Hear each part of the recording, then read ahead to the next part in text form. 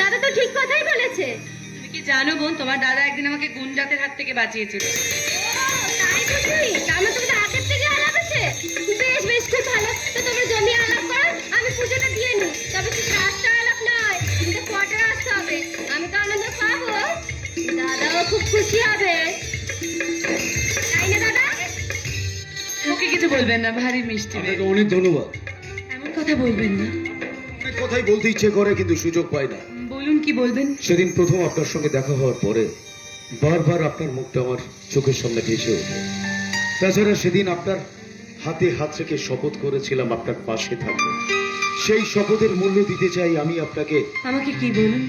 ভালোবাসি, এই কথাটা চেপে রাখতে পারলাম না। মুখ ফুটে মনের কথা বলতে কজনই বা পারে, কিন্তু আপনি তো জানেন আমি ধর্ষিত। মা গঙ্গার বুক দিয়ে তো কত নোংরা ময়লা বয়ে চলে যায়। মা গঙ্গা কি কোনোদিন অপবিত্র হন? আপনি ঠিক তেমনি।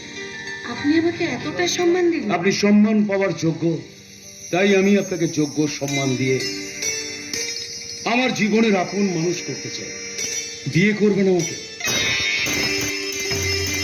বিয়ে? আমি মানে আমার মতো মেয়েকে আমি আপনি- তুফান, আমি মুখে যা বলি কাজেও তাই করি।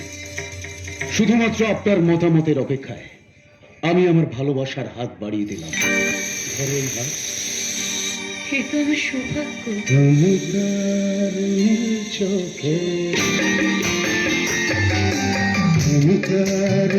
চোখে হয়ে গেছি সাথী, মনটি তার ভালোবাসে, আমি ভালোবাসি। তাকে কোথায় রাখি বলো আমার প্রেয়সী?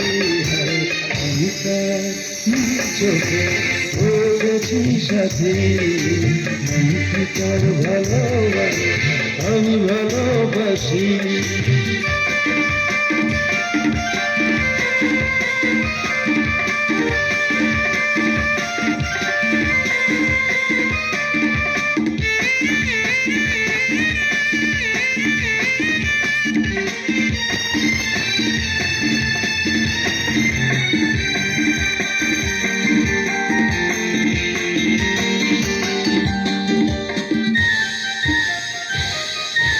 ভালোবাসাতে বেঁধেছে হৃদয় বধূ, বুঝিনি প্রেমেতে আছে এত যে মধু।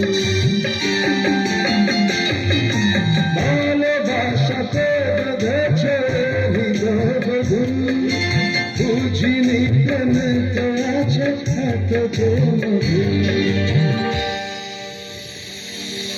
জয় তরঙ্গ রঙ্গ,